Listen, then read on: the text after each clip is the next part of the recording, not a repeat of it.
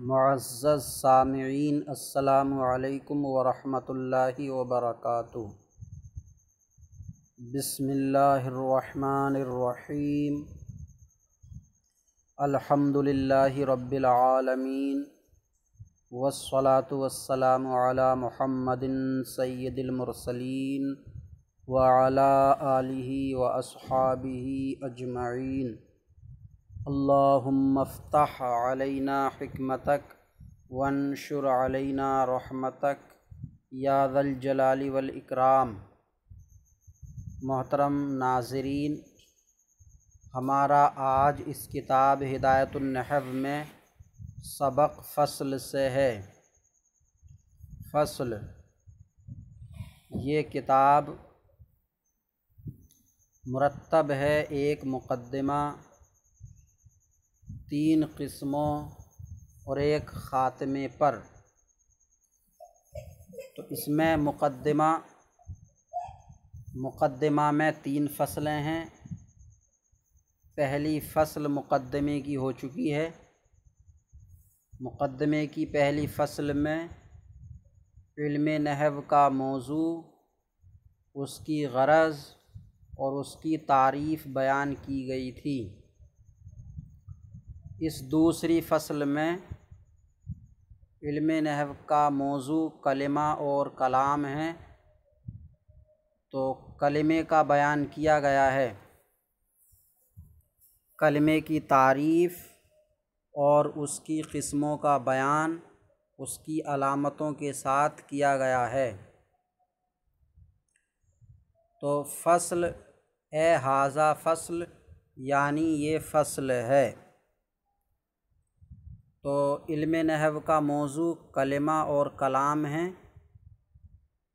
یہاں پہلے کلمے کو بیان کیا جا رہا ہے، کلام کو بعد میں، یعنی مقدمے کی تیسری فصل میں کلام کا بیان ہوگا۔ تو اب یہاں سوال ہوتا ہے کہ کلمہ اور کلام جب دونوں نحو کا موضوع ہیں اور موضوع ہونے میں برابر ہیں، بلکہ کلام کا مقام کلمے سے زیادہ ہے، کلام کلمے سے افضل ہے، کیونکہ کلام سے پوری بات سمجھ میں آ جاتی ہے۔ کلام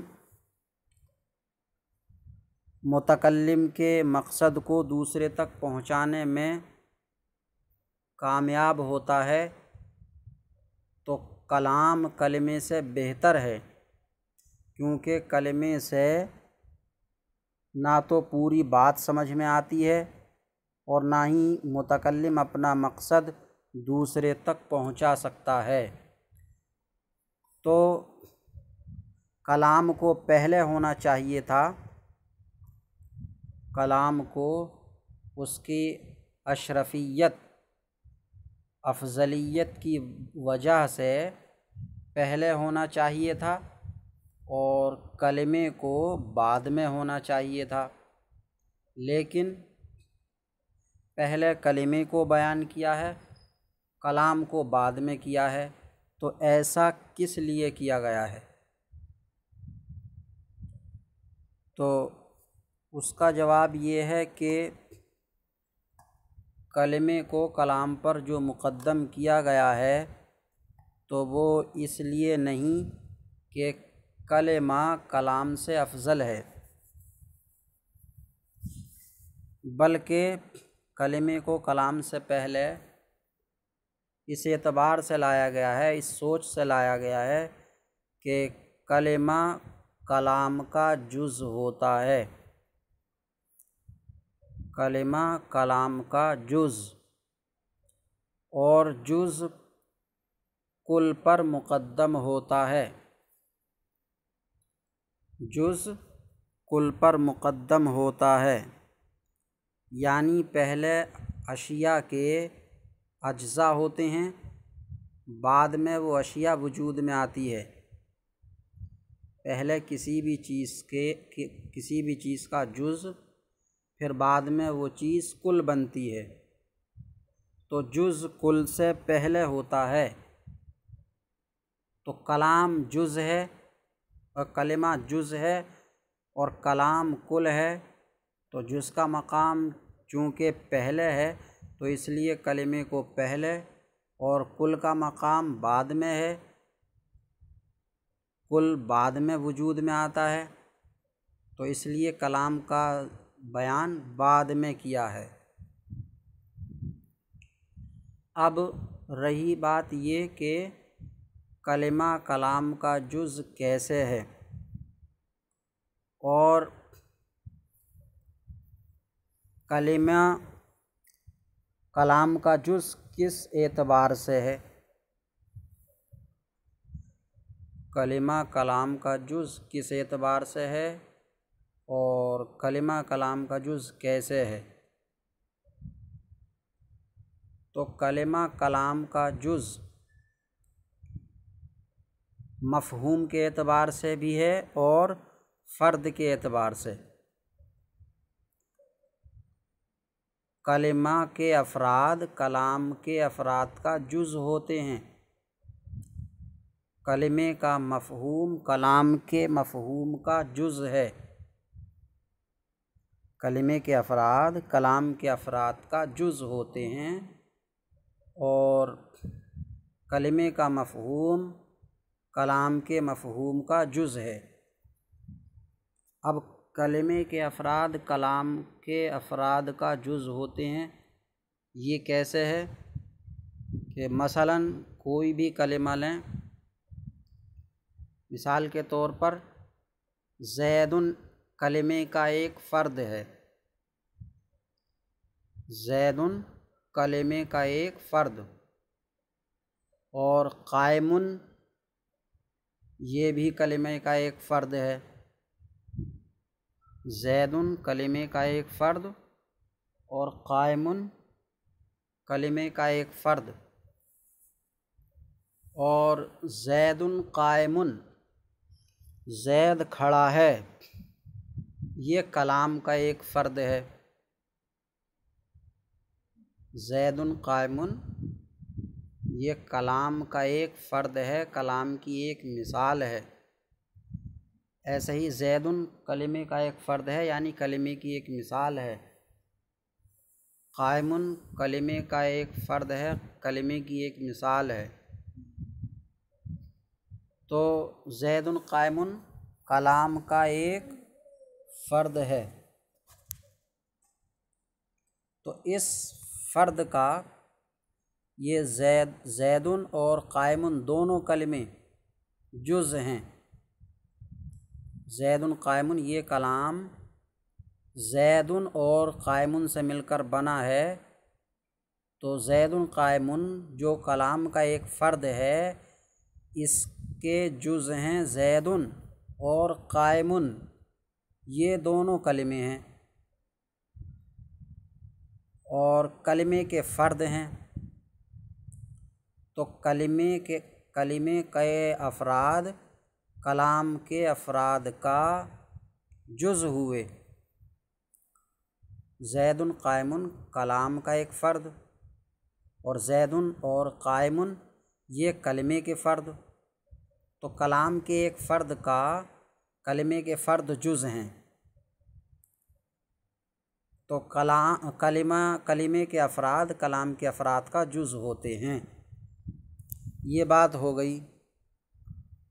دوسری بات ہے کلمے کا مفہوم کلام کے مفہوم کا جز ہے۔ کلمے کا مفہوم کیا ہے؟ کلمے کا مفہوم ہے لفظ وضع لمعنی مفرد، لفظ وضع لمعنی مفرد یہ کلمے کا مفہوم ہوا، اور کلام کا مفہوم ہے الکلام ما تضمن کلمتین بالاسناد، ما تضمن کلمتین بالاسناد، تو کلمتین کلام وہ ہے جو دو کلموں کو شامل ہو۔ تو کلمتین کا مطلب کیا ہے؟ لفظین موضوعین لمعنیین مفردین، یعنی کلام وہ لفظ ہے جو دو ایسے لفظوں کو شامل ہو جو دو لفظ دو مفرد معنی کے لیے وضع کیے گئے ہوں۔ تو کلام کے مفہوم میں یعنی ما تضمنہ کلمتین بالاسناد، تو کلام کا یہ پورا مفہوم ہوا۔ اس میں لفظ کلام کے مفہوم کا ایک جز ہے، کلمتین دوسرا جز ہے، بالاسناد یہ تیسرا جز ہے۔ تو کلمتین یہ کلمے کا مفہوم کلام کے مفہوم کا یہاں جز ہے۔ تو کلمے کے افراد کلام کے افراد کا جز ہوتے ہیں، اور کلمے کا مفہوم کلام کے مفہوم کا جز ہے، اور جز کل پر مقدم ہوتا ہے، تو اس لیے یہاں کلمے کو کلام پر مقدم کیا گیا۔ الکلمۃ کلمہ، ال جو ہے یہ حرف ہے، یہاں حرف ہے، الکلمۃ میں حرف ہے۔ اس سے قطع نظر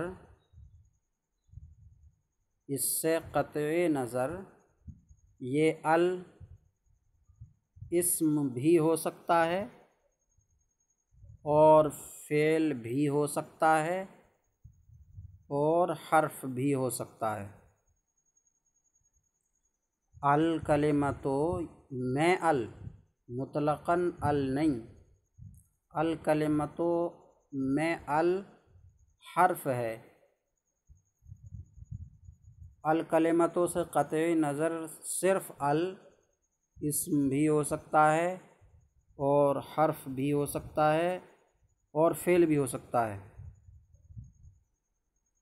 اب اسم کیسے ہو سکتا ہے کہ الذی کے معنی میں ہو،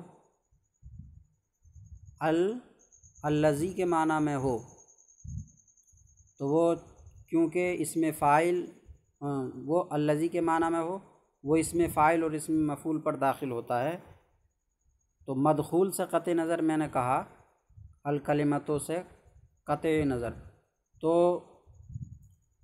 اگر الذی کے معنی میں ہو تو یہ اسم ہو جائے گا، اسم، الذی اسم ہے تو الذی کے معنی میں ہے تو اسم ہو جائے گا۔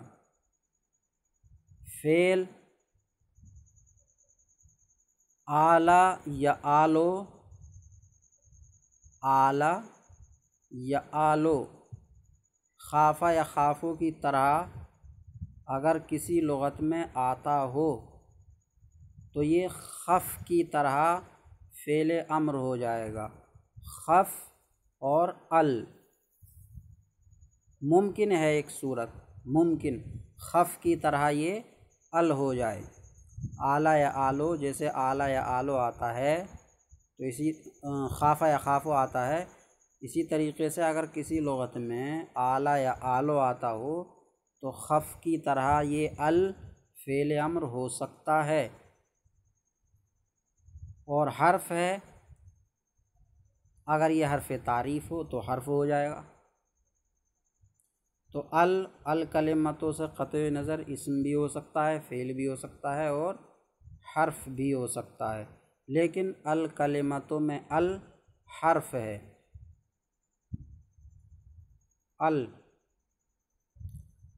الف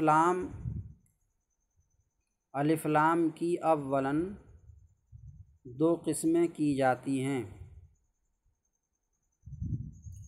الف لام کی اولاً دو قسمیں کی جاتی ہیں، الف لام اسمی اور الف لام حرفی۔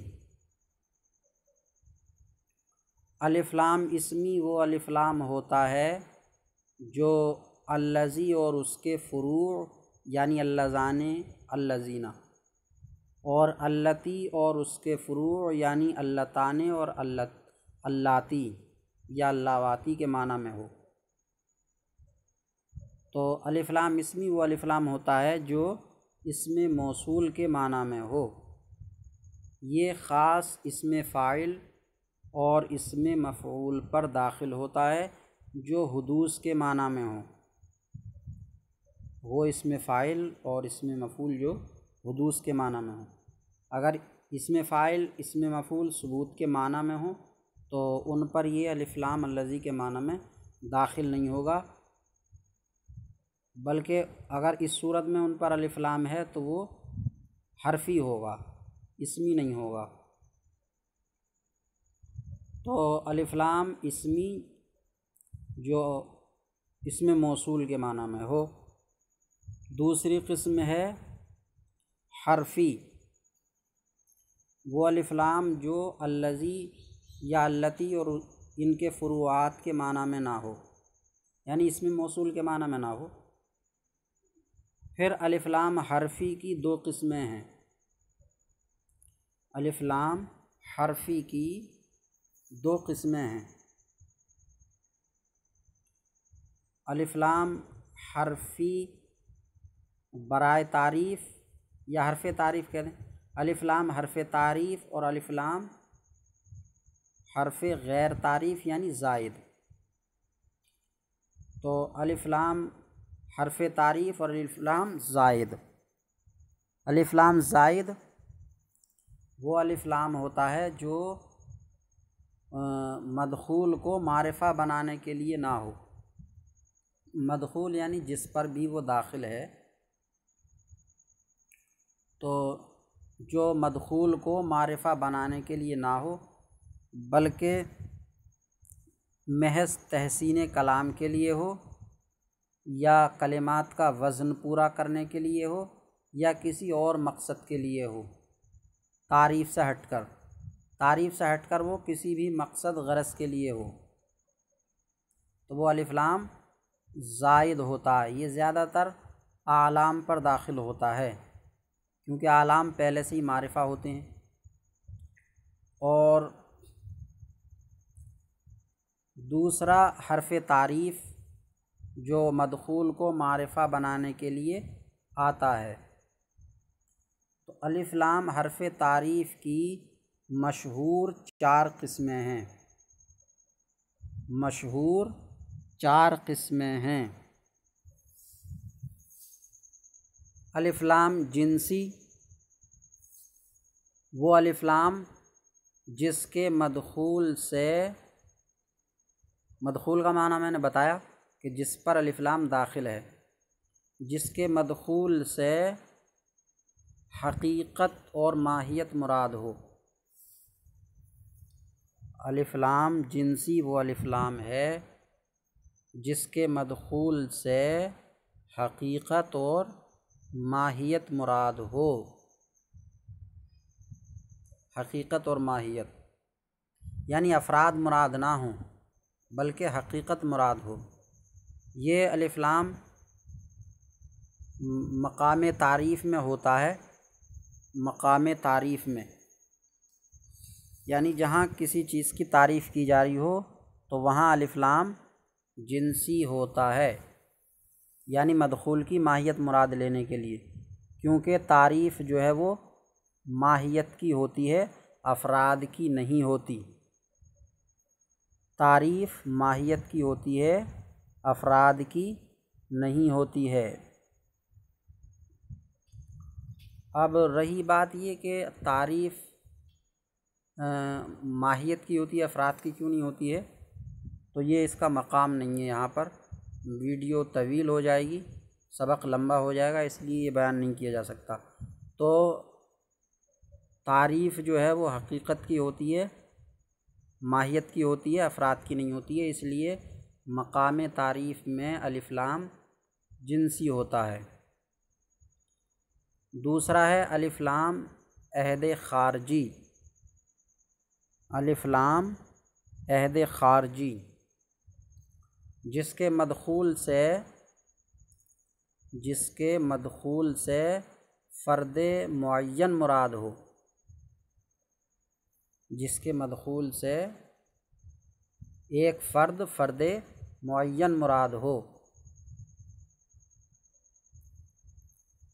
جیسے مثلاً یہاں الکلمتوں میں کلمہ، تو اس کلمے کے افراد ہیں، ایک شرعی کلمہ ہے اور ایک نحوی کلمہ ہے اور ایک منطقی کلمہ بھی ہے۔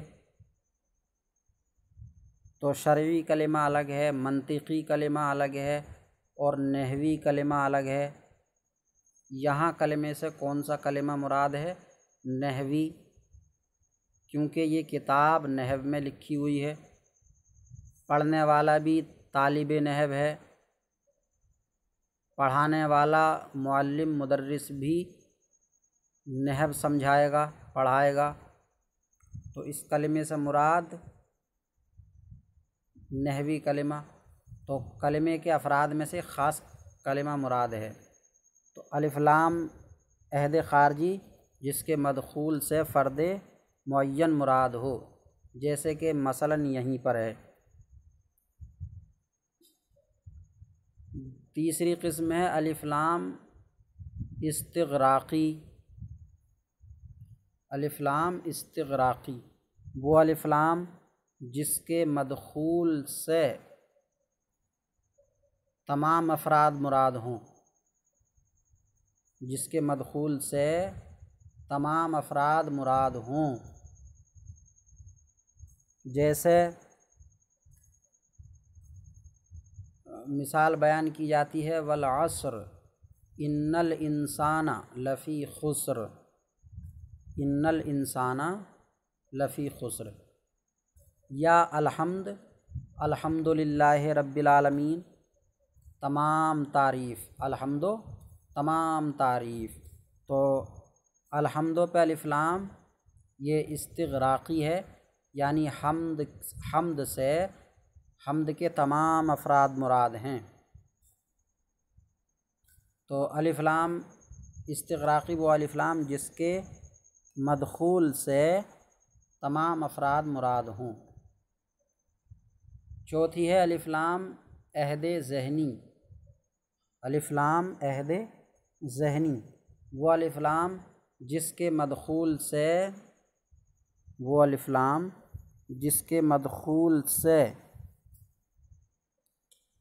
فرد غیر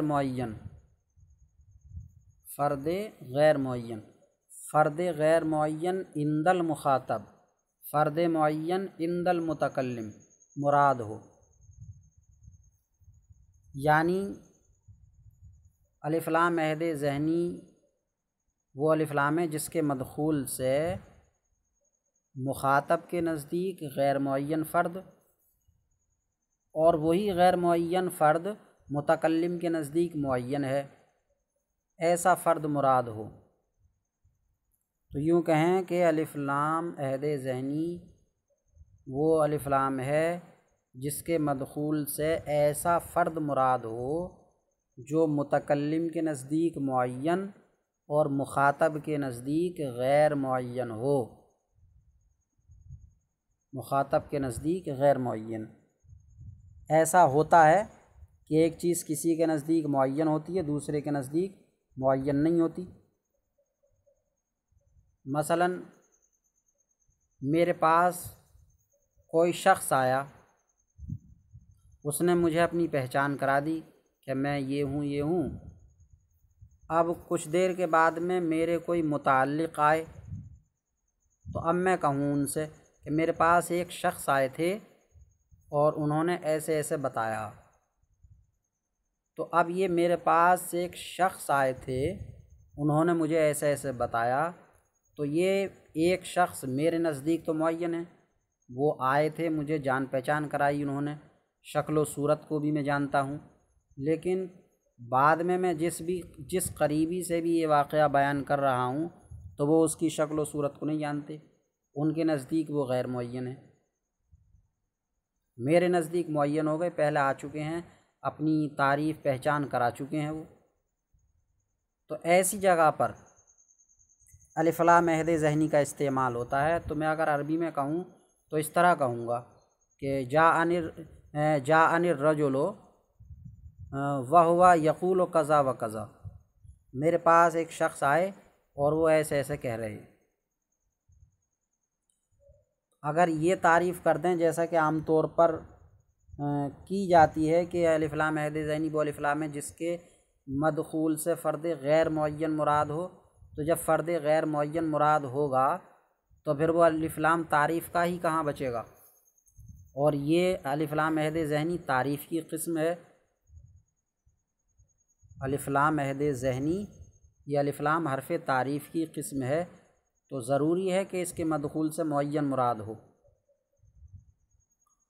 اگر معین مراد نہیں ہوگا تو پھر تو نکرہ ہو جائے گا، وہ حرف تعریف بچے گا ہی نہیں۔ تو اس لیے صحیح تعریف الف لام عہد ذہنی کی اس طرح ہے کہ الف لام عہد ذہنی وہ الف لام ہے جس کے مدخول سے ایسا فرد مراد ہو جو متکلم کے نزدیک معین اور مخاطب کے نزدیک غیر معین ہو۔ جیسا کہ مثال بیان کی جاتی ہے حضرت یعقوب علیہ السلام کے قول کی کہ انی اخاف ان یأکلہ الذئب، بے شک میں ڈرتا ہوں کہ اس کو بھیڑیا کھا جائے، اس بات سے کہ اس کو کہیں بھیڑیا کھا جائے۔ تو اس میں حضرت یعقوب علیہ السلام نے بھیڑیے کی جو بھی قسم اپنے ذہن میں رکھی ہو تو وہ مراد ہے، بالکل غیر معین اور مجہول مراد نہیں ہے کہ نہ وہ حضرت یعقوب علیہ السلام کے ذہن میں معرف و معین ہو اور نہ مخاطبین کے۔ تو یہ الف لام کی مشہور 4 قسمیں ہیں۔ یہاں الف لام کون سا ہو سکتا ہے؟ الکلمتوں میں الف لام کون سا ہو سکتا ہے؟ اسمی تو ہے نہیں، کیونکہ یہ کلمتو اسم فاعل یا اسم مفعول نہیں ہے۔ حرفی ہے، زائد بھی نہیں ہے یہ، کیونکہ یہاں مبتدا بن رہا ہے اور مبتدا نکرہ نہیں ہوتا، معرفہ ہوتا۔ حرفی ہے، حرف تعریف ہے، تو ان 4 میں سے کون سی قسم ہے؟ تو یہاں 2 قسمیں ممکن ہیں، 2 قسمیں ممکن ہیں۔ یا تو یہ الف لام جنسی ہو سکتا ہے کیونکہ یہاں کلمے کی تعریف کی جا رہی ہے، اور میں نے بتایا کہ مقام تعریف میں الف لام جنسی ہوتا ہے جس سے حقیقت اور ماہیت مراد ہوتی ہے، کیونکہ تعریف حقیقت اور ماہیت کی ہوتی ہے، افراد کی تعریف نہیں ہوتی۔ دوسرا، یہاں الف لام عہد خارجی ہو سکتا ہے، اس کے مدخول سے معین فرد مراد ہو۔ معین کلمے کے افراد ہیں کیا کیا کہ ان کے درمیان سے معین مراد ہوگا، تو میں نے بتایا کہ شرعی کلمہ ہے لا الہ الا اللہ محمد الرسول اللہ، اس کلمے کی یہاں بات نہیں ہے، اور نہ ہی منطقی کلمہ ہے کہ منطقی کلمہ نحوی فعل ہوتا ہے، یہ کلمہ نہیں ہوتا لفظ وضع معنی مفرد۔ یہاں نحوی کلمہ مراد ہے لفظ وضع معنی مفرد۔ اب فرد معین مراد لینے کے لیے قرینہ ہوتا ہے، تو قرینہ کیا ہے یہاں کہ یہ کتاب نحو میں لکھی ہوئی ہے، پڑھنے والا طالب نحو ہے، پڑھانے والا بھی نحوی ہے، تو یا تو یہ الف لام جنس کا ہے یا یہ الف لام عہد خارجی کا ہے۔ آج کا ہمارا سبق اتنا ہی ہے۔ اللہ تعالیٰ سے دعا ہے کہ سبق کو سمجھنے اور یاد کرنے کی توفیق عطا فرمائے۔ السلام علیکم ورحمۃ اللہ وبرکاتہ۔